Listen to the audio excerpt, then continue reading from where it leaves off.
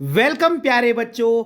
आज हम फीचर और आलेख में अंतर को बहुत ही आसान भाषा में समझेंगे। ये बहुत ही इंपॉर्टेंट टॉपिक है और इससे 3 मार्क्स का क्वेश्चन पूछा जा सकता है या 2 मार्क्स का क्वेश्चन भी पूछा जा सकता है। तो चलिए शुरू करते हैं।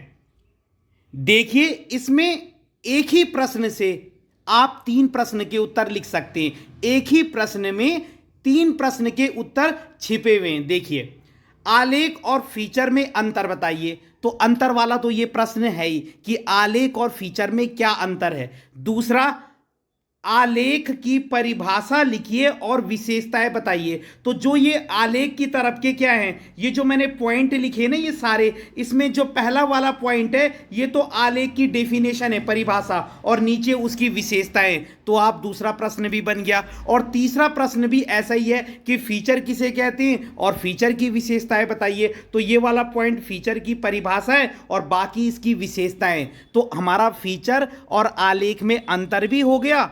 और अगर पूछते हैं कि आलेख किसे कहते हैं उसकी विशेषताएं बताइए तो वो भी हो गया। और अगर पूछते हैं कि फीचर किसे कहते हैं और उसकी विशेषताएं बताइए तो उस प्रश्न का उत्तर भी इसमें ही है। अब इसे समझते हैं। देखिए, आलेख और फीचर, सबसे पहले आपको इनकी परिभाषा पता होनी चाहिए कि आलेख किसे कहते हैं और फीचर किसे कहते हैं। देखिए, बहुत ही मैंने आसान परिभाषा बनाई आपके लिए। देखिए, आलेख में आपने यहां से याद रखना है, आलेख में किसी, और यहां से वस्तु विचार घटना का विवेचन किया जाता है। ठीक है, आलेख में किसी वस्तु विचार घटना का विवेचन किया जाता है।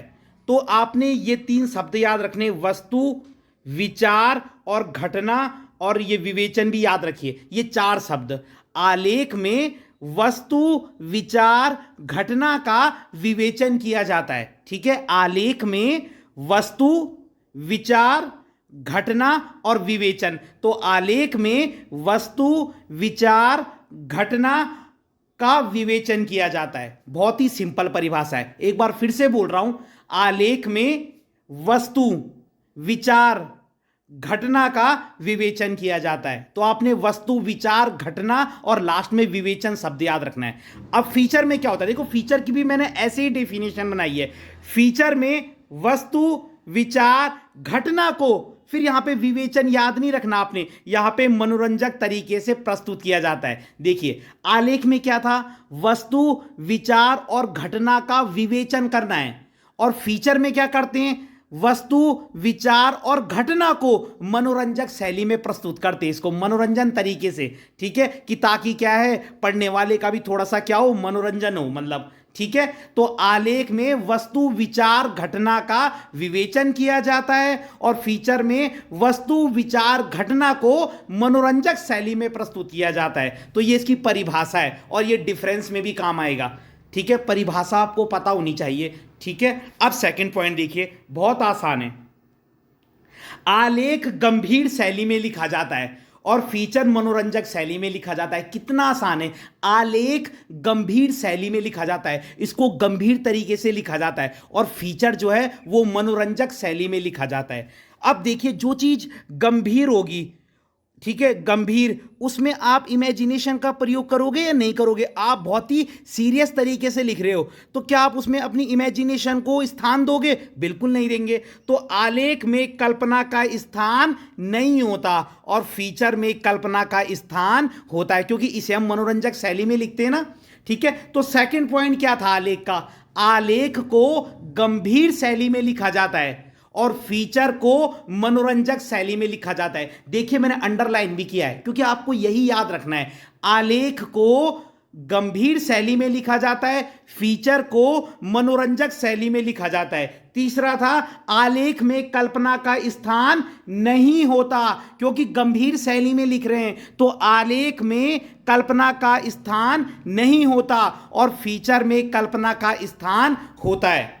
और अगला देखिए, आलेख बड़ा हो सकता है, आलेख बड़ा हो सकता है लेकिन फीचर 250 शब्दों से अधिक का नहीं होना चाहिए। आलेख बड़ा हो सकता है इससे, लेकिन फीचर 250 शब्दों से अधिक का नहीं होना चाहिए। ठीक है, तो परिभाषा बस आपको याद रखनी है, बाकी तो बहुत सरल पॉइंट है। आलेख किसे कहते हैं?